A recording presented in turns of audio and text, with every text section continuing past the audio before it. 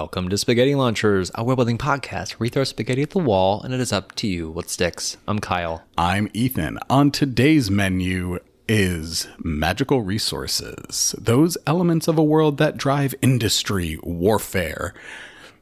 Not necessarily habitual use, but this is more something that societies desperately crave. I'm thinking things like vibranium from the Marvel Universe, right? Everyone wants it in the world. Most valuable resources, quote Ultron, the most versatile substance in the world, and they formed it into a frisbee. I didn't know they formed it into a frisbee, but... Well, he was talking about Captain America's shield. Ah, gotcha. But yeah, something that is a resource that provides a unique... Comparative advantage? Well, as I say, it provides a unique benefit, and it's oftentimes a metal. It is The Witcher also has like the metal that is anti-magic when they put it on a magic user. Yeah. Cortosis in the Star Wars world. I don't know what that is. It's it was in the Legends, like the pre-Disney world, and they brought it officially with the Acolyte into the post-Disney world, or the Disney world, I guess. It is a metal that disrupts lightsabers. Oh. So ancient Sith would make armor out of it. And so when Jedi would hit them with the lightsabers, it would short out the lightsaber. They could turn it back on later. Yeah. But it would absolutely fuck them up. There's an incredible fight scene in The Acolyte where the Sith Lord is wearing Cortosis, and you see just how devastating it is. Okay. It's really cool. Okay, there you go. Spice from Dune is a huge magic resource. Kwisatz Haderach of the Dogobone. And I mean, it's also a drug, but it is a resource that like the entire empire is functioning off of. Yeah. And all of the political turmoil of the entire universe of Dune is centered around collecting spice. It is like, I think, the quintessential magic resource. You could even argue something like the rings in Lord of the Rings are a magic resource. Like you could make your way there. I'm not going to argue it, but like it's when there's many. Yeah. And I mean, in Lord of the Rings, Mithril is probably a better example as an actual magical resource that people are, and that is, highly sought after and very rare. Yeah. And I mean, we see that throughout the Tolkien verse. Throughout I feel like every fantasy world has its own Mithril analog. Marvel has it with vibranium and also with adamantium. There you go. It's often the hard metal, the metal that's unbreakable, which is the true metal. I think is the like technically like there's like a literary term for it, and it's called like the true metal. Yeah, and I think it's probably safe to say neither of us are going to do that here because that is done. So we're gonna try to push. We're doing something different. We're gonna push the boundaries of what a magical resource could be and why it could be a source of conflict in a world. Ooh, kyber crystals. Like that the Jedi and the Sith need to use. That is one change that I actually do like that the Disney world has done to the lore of Star Wars, where lightsabers can only be made out of a very specific crystal, the kyber crystals. And part of the ritual is the Jedi bonding with their crystal, and then the Sith having red lightsabers because they forcibly break that bond and bleed the crystal. That's why it turns red. That's cool. And I like that. I think that's very cool. So yeah, great example. There you go. High five to me. All right, Ethan. Well, then tell me, what is your menu description for your noodles? My menu description: bring out your dead. Okay. What about yours? What is your... describe your dish for me. I said that very seductively. Describe your dish for me, Kyle. Simplified supply chain. Fucking econ nerd. I know. It's not a great descriptor for what it is, but I didn't want to give it away. Please be our appetizer course. Be our primi piatti. It is actually quite appropriate that's what you said to start this up. So every army that is on the move in the history of the world needs a couple primary things to keep itself moving and to keep itself fighting. You need food and water. You need the basic necessities of life. Yeah. You also need stuff like weapons and all that, but we're putting that off to the side because food for horses. Yeah, you just need the basics. And I was thinking about a resource. I'm honing on this. Yeah, I love that. Keep it going. What if you have a resource that is like, take lambus bread? Yeah, my brain was going there. Yeah, lambus bread is a great idea. Yeah, but take it and put it in a different dish and mix it up. So we have a a substance that you can consume that will provide you with all the nutrients you need to go. It will give you caffeine, so it will give you a boost. It will provide you with a donkey level of hydration. Like you are good to go for the day. Not donkey, camel. A camel level of hydration. Whoa, fucking what? You'll be that was weird. You'll be hydrated like a camel. You'll be hydrated like a fucking donkey. Donkey. This is a substance that most of the world doesn't know. All of the world, pretty much nobody knows where the substance is coming from. Interesting. It is feeding the army of the primary empire of this world. Sure. Probably how that became the primary empire too. Let's say the only empire. Yeah, I would imagine. It is just referred to as the empire. If you have access to a resource like that, You that would facilitate imperial activity. Yeah. And they keep it specifically for their army, for their military. And I was thinking of a couple reasons. I was thinking of a couple sources of this substance. And first one up was, what if it's a mineral that you have to crush up and then you consume it and it's like you're getting part of the earth? And I was like, yeah, you could do that, I guess. And then I thought, no. The reason why it's secret is because they don't want the people who consume it to know what they're consuming, because they don't want them to refuse it. Soylent Green is people? No. Oh. It's shit. It's the shit of, could be a dragon. Yeah, I like it being dragon shit. That's great. It could be human shit that's prepared in some specific way. Yeah. It could be some small little magical creature. It doesn't quite matter to me. We can get at that later, I guess. Yeah. But the point is that the empire is keeping it under wraps, because if they are fearful that their soldiers will refuse to consume it because they don't want to eat shit. And if they don't eat the shit, they don't have any food or water, and their fighting skill or their fighting ability just plummets. So they say, this is whatever it is. They keep it nebulous. They say, this is the proprietary, like this is the special substance that we keep you guys running on. Everything comes down to poo. Biologically speaking, it's not crazy. No. Stool is concentrated remains of whatever you've eaten already, right? And if you're a dragon. And if you're a dragon, who the hell knows like what your body actually needs? It could be that you just need bone marrow to live on. I'm ad-libbing here. I'm making this up. So the concentrated remains of proteins, water, amino acids, vitamins, minerals that they shit out, that they excrete, would be wildly beneficial And really dense. and hyper concentrated for a human. It could have everything that the human needs. And maybe that's why, in addition to this resource making them very efficient soldiers, it is a great explanation for a symbiotic relationships with the dragons. Yes.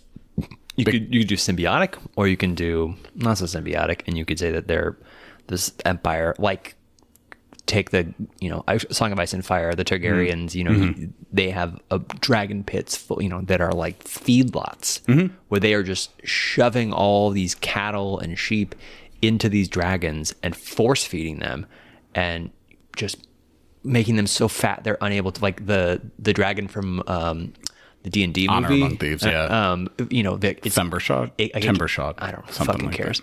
It can't fly. It can't do anything. It's just shitting constantly. But that shit is like, each turd is 50 cows. Right. So you only have to cut off like a little bit of it. And then you cook it in a fire. You do something. You process it in some way. That it does not look to be shit. It could just become a powder, or it can become a solid little nugget. Right. That is, It's not already a solid little nugget? No, it's liquid. Let's be real. It's a dragon that's super fat and sitting still. And also, I imagine fire breather, hyper caustic environment internally probably just reduces everything to liquid.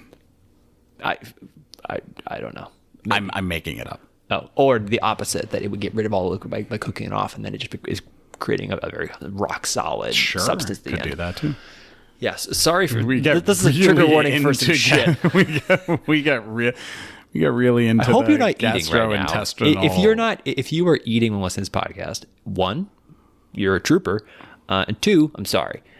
So back to the thing. Regardless of the mechanics of the shit, it doesn't matter. This is when mechanics are not in our favor. It is fueling them on such a minimum amount of this substance, and that is kind of the simplistic idea. It doesn't have a whole lot more to it, I don't think. It could even be just these are mushrooms that grow in fertilizer that's fed by dragon shit. Yeah, this grows in dragon shit. This grows. This is the fungus on dragon's toes. Yeah. It can be something disgusting, but the point is that whatever it is by its nature not appealing to eat. Agreed. And thus they're hiding its source from the world because they don't want their soldiers to know. Now you can you could take it and say, well, why don't they feed more people with this? Why is it only the army? And that can create an interesting conflict of the army getting maybe a little bit weary and frustrated with what they're doing. And they say, well, why don't we are conquering these people and these people are hungry. Let's give them starving. Let's give them some of this. Let's give them some of our fuel and maybe they'll be okay. And they do. And then you create a weird dynamic of somewhat of this anger at the empire that people now know what's being withheld from them. They know the empire has this substance that can feed everybody if they have it. And then you create a bit of a rebellion and an uprising over the hidden food supply. And then the empire is being forced to reveal more and more information about this thing that they were trying to keep under wraps. I mean, it is still, at the end of the day, a limited... There are still constraints on this resource. People don't know that, though. True. I mean, you could just say that. Sure. But then the people might not believe you. Right. Because you've been lying all this whole time. Well, and they can see how big the army is and how much movement they've made. And they can say, well, you're giving this to the army and whatever, how is this happening? Maybe some shipments of it are ambushed and stolen. And then there's some neighboring place is, getting fed on it. I don't know. You mean a shipment? A shipment, yes. A shipment. Self 5. I like dragon shit senzu beans, man. I think it solves a logistical challenge. It does definitely have a magical component to it. You can easily build up stories about supply chain resource constraints around it. It ticks all of those boxes. And I like that it's sourced in real, when we're talking even about modern food chains and supply chains, people don't want to know. Yeah. They don't. No. Most of what we eat, if we knew the type of, pun intended, shit that most of the crap we put in our body goes through, we would be horrified. Yes. And so this is no different. And so it's a great way to tell a story. Yeah, about that. It's great analog to the real world. Absolutely. Yeah. All right, well, that's that. You piece of shit. All right, moving on to your noodles. Hopefully more delectable. And Secondi piatti. Primi piatti? Secondi. Secondi piatti. It is piatti, right? Yeah. You lived in Italy. Bring out your dead. Do you know what Vivianite is? No. Vivianite is a naturally occurring crystal that grows on the inside shells of dead mollusks and out of bodies and on an inside, what are they called? Coffins. It is a crystal that grows from the dead. That's pretty metal. Crystal. Huh. It is this beautiful deep shade of green. It's like probably my favorite shade of green, which is a weird, darker than a jade. Yeah, it's also got a little bit of blue in it. It's super pretty. Here, this is what it looks like. Oh, that's cool. Which none of you guys can see, but I did just hand Kyle my phone. Anyway, the point is, I started thinking, this is a crystal that grows from death, right? And very much related to your topic, life feeds on death. Let us never forget that. Life feeds on death. And the circle of life. I started thinking about, this is a prime example of if life was if a life and a person's soul and essence was concentrated into a crystal that grew out of its dead body, if the right people knew how to use it, this could be a really valuable magical resource. So I started thinking, how you have a world, you have a society that starts mining this Vivianite like crystal. They would be obsessed with death, so much so even that they might build a massive mausoleum as a megastructure. Oh, yeah. Shout out to Megastructures. Shout out to Megastructures. So I think, what did we call? We called that the House of Nyx, right? Yes. So I thought about calling this Nyxite. I've decided since to call this material Nock instead, like Nox, which is the other name for Nyx, the god of night. So we're going to call it Nock instead. And okay. Nock was discovered by the House of Nyx early in its stage, before it was an empire, when, as part of their religious burials, there's something about their religious burial practices. It's either the chemicals that they use to embalm the bodies, or incense that they use as part of the... I don't know what it is yet. That's going to be up to the author. But as part of these rituals, they note that, there were crystals growing all over their dead bodies.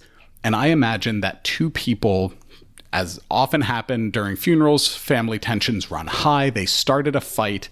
A crystal was struck by a hit or a weapon or some bit of kinetic energy, and it caused a massive explosion, because all of the energy of the crystal was suddenly released. And so people suddenly started realizing, oh shit, we can use this, which kicked off a bit of an industrial revolution and started people in the House of Nyx to start trying to figure out and isolate what it was about their burial practice that led to Nock growing out of these dead bodies. Because this now became the source of their military might.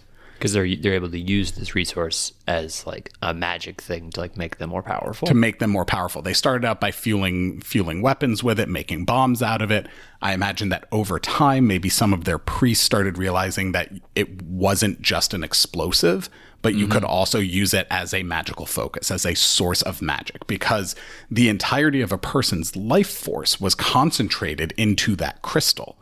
And so it just further kickstarted this whole industrial revolution of them figuring out how to use it, but they needed increasing numbers of dead bodies to feed the machine. That is why they started building the massive mausoleum and gathering the dead of all of the soldiers that they killed and actually uprooting the dead and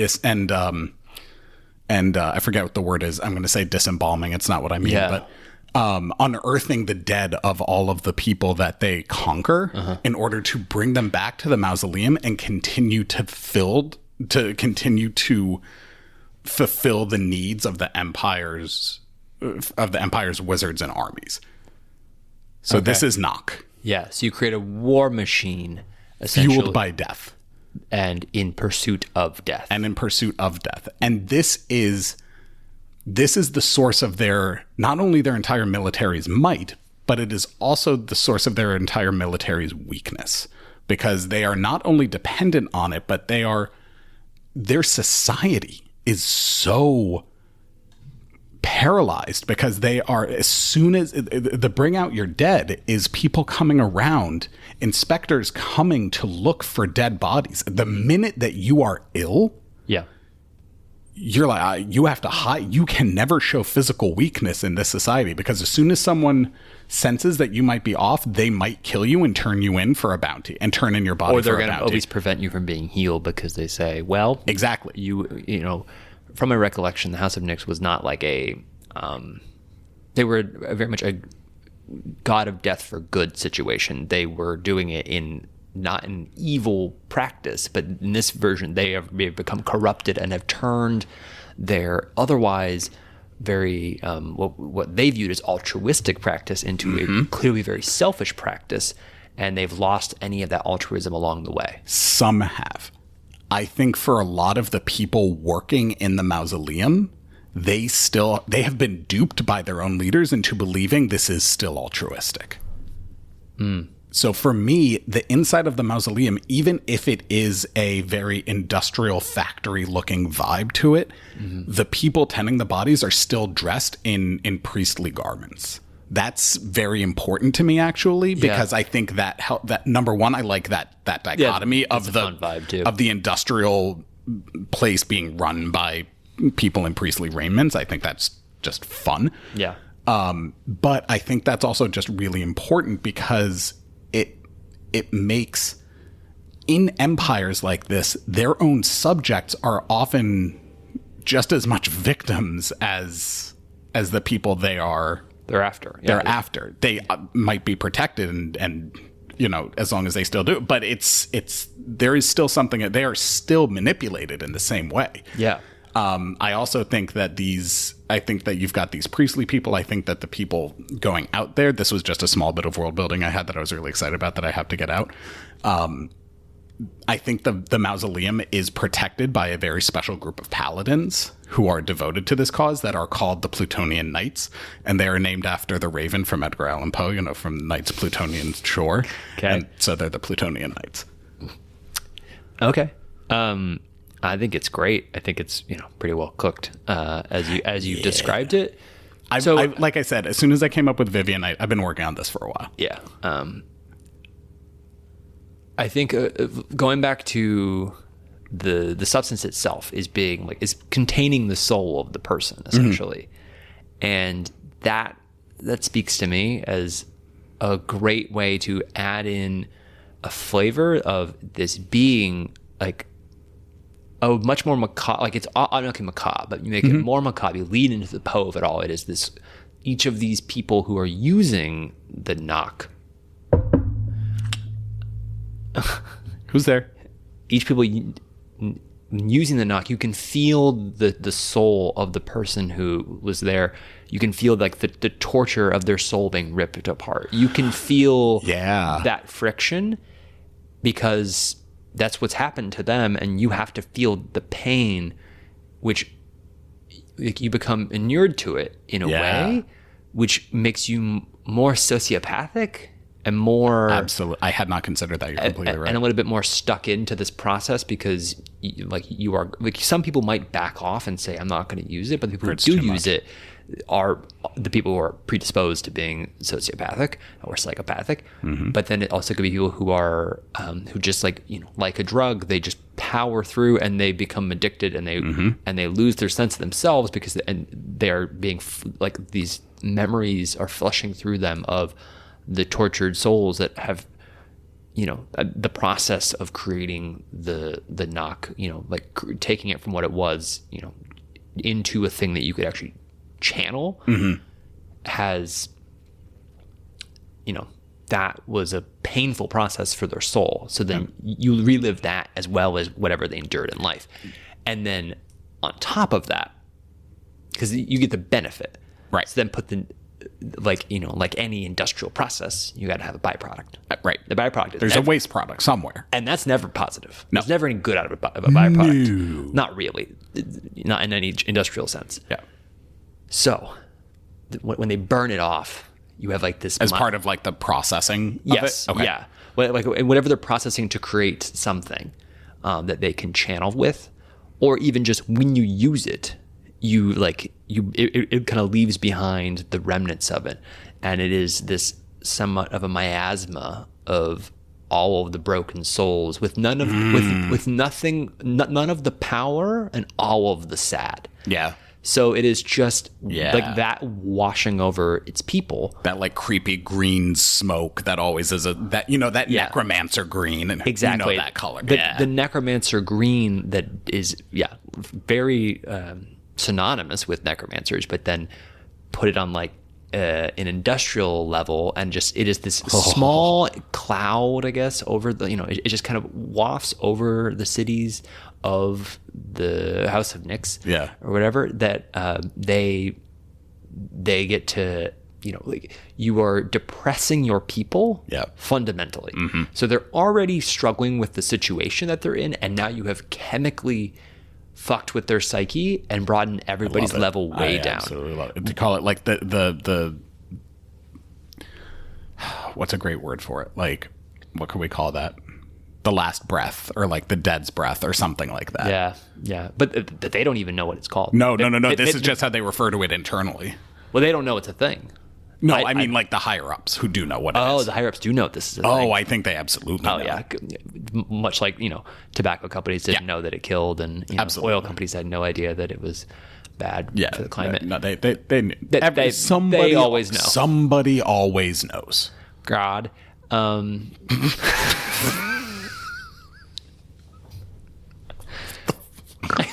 Ethan's face was very strange when I did that. God. Such a religious parrot. God. A religious parrot. I love it.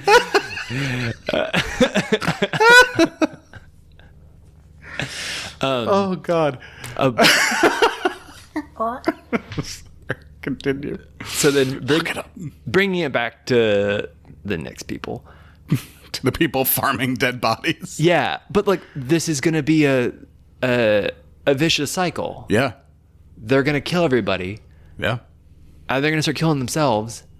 And they're going to It's a police state. But they're going to undo their gains. Eventually.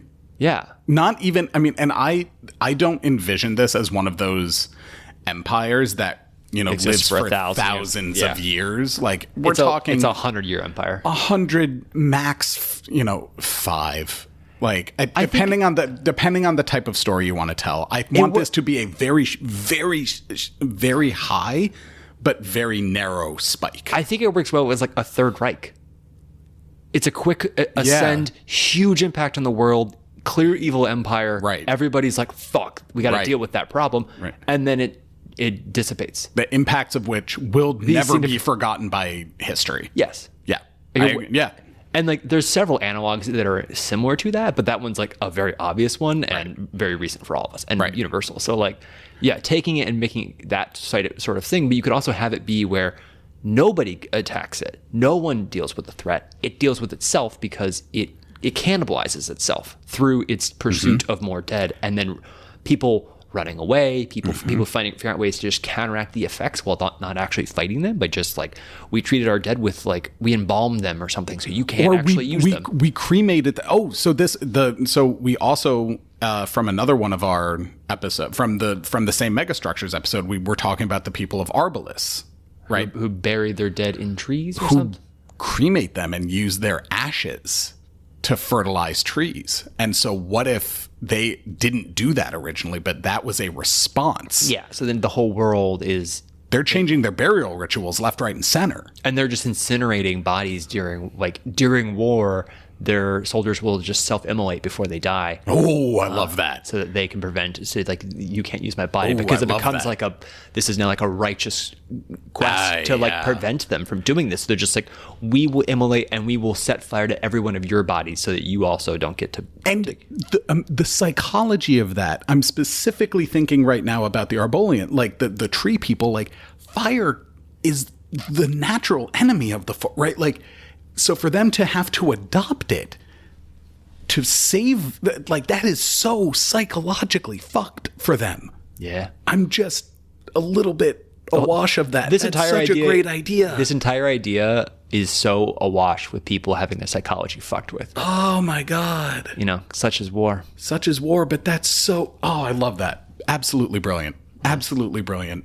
Like that was, well done. Well done, sir. Absolute love that.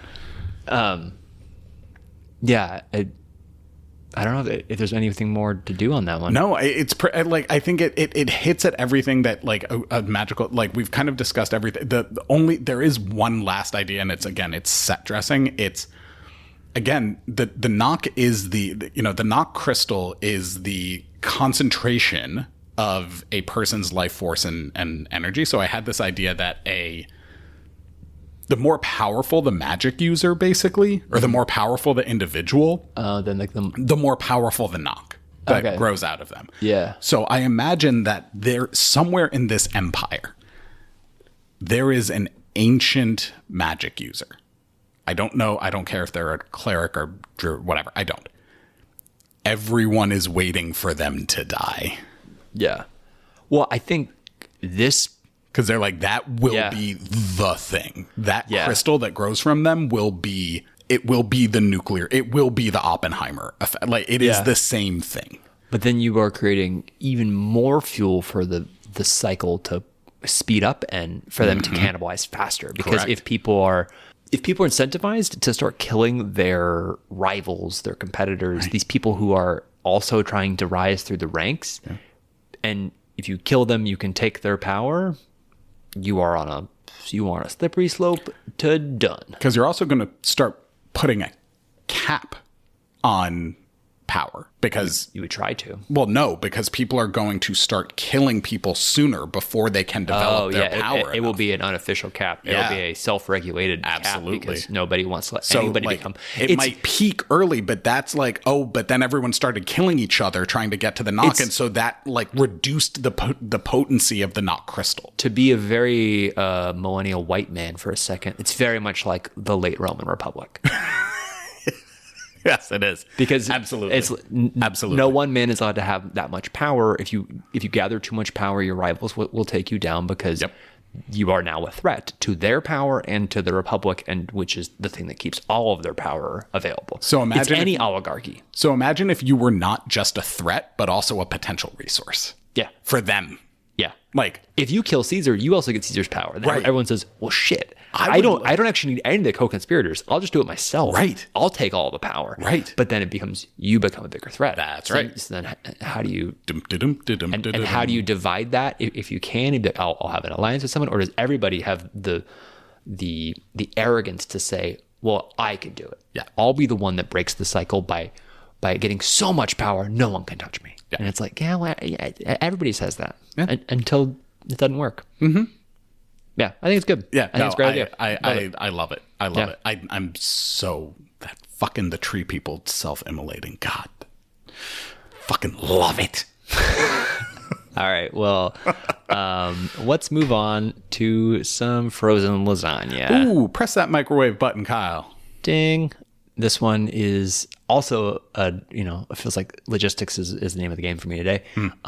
Slime from some sort of creature, or like an ooze, or like a saliva that is quick hardening caulk.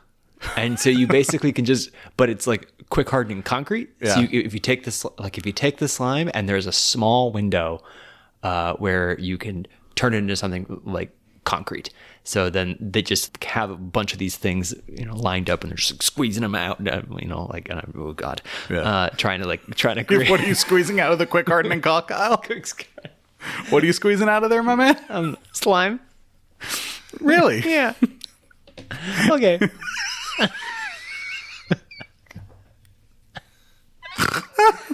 You know what I'm trying to say. It's not that. Get your mind out of the fucking gutter. Bullshit. Get your mind out of the gutter that I'm built with the slime. That's my lasagna. I resign. You fucking dirty pervert. All right. I didn't do this. You did. No, I didn't make that connection. You did. It. You did. Oh right. God, that was funny. You go. Ding. Ding.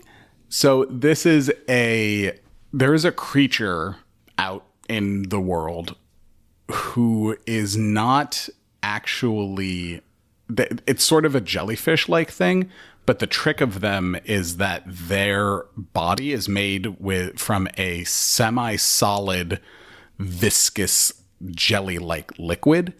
And over time, people have figured out that if you can, through electricity or through magic, change the shape of that liquid, that's how the creature survives and defends itself and protects itself. But so they have now started using that to make basically a universal multi-tool or multi-weapon, because it can be forged immediately and reshaped to be a sword, a shield, a mace, a screwdriver, a whatever, all just responding to electrical current or responses Cool. or magical triggers of some sort.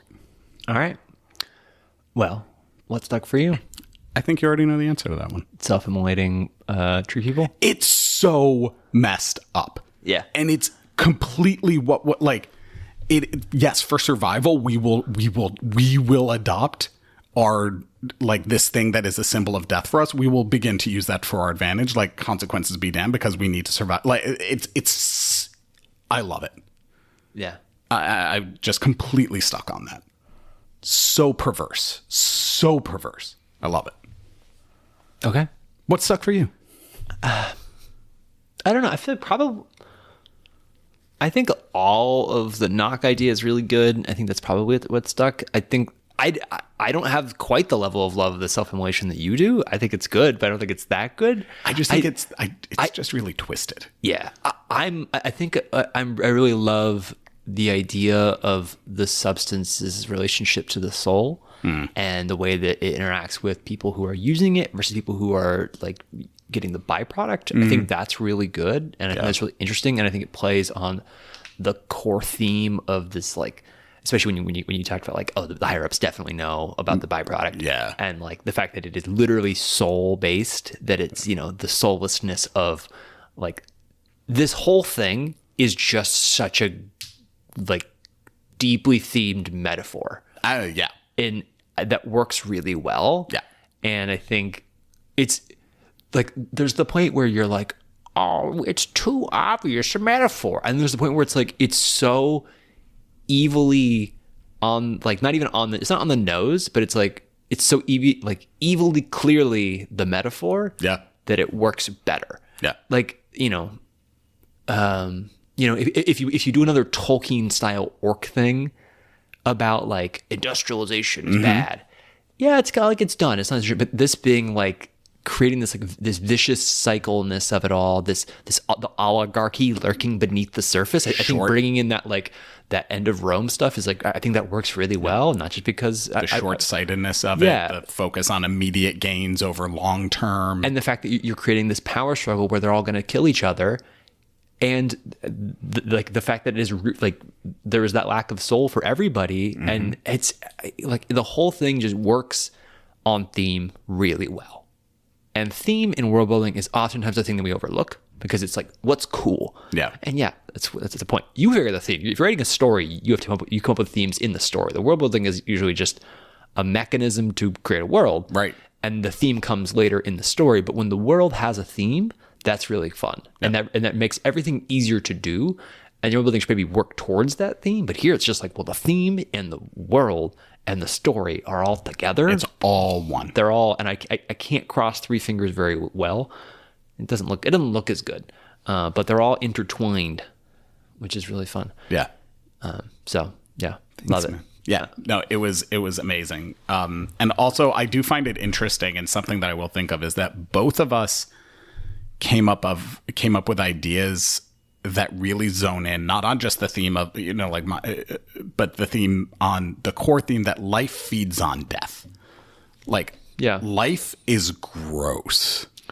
Yeah. Well, and right, like, and that's something that's overlooked a lot, I think, right? Like, well, and we both got in on the theme of imperialism. Mm-hmm. What is the magical resource, and why is it being used? Oh, for a military. Mm-hmm. Military science is the thing that pushes resources forward throughout human history. And I part of me is kind of disappointed we didn't come up with anything that wasn't about military, but it also just makes sense because it's usually the first stop for using a resource, especially in these types of stories. In spec-fic, it's not going to be like, it's not usually like, oh, modern medicine type stuff where it's like, oh, in a lab, we developed the thing with the tiny little thing, and we don't think about those because it's not bombastic for world building. Right.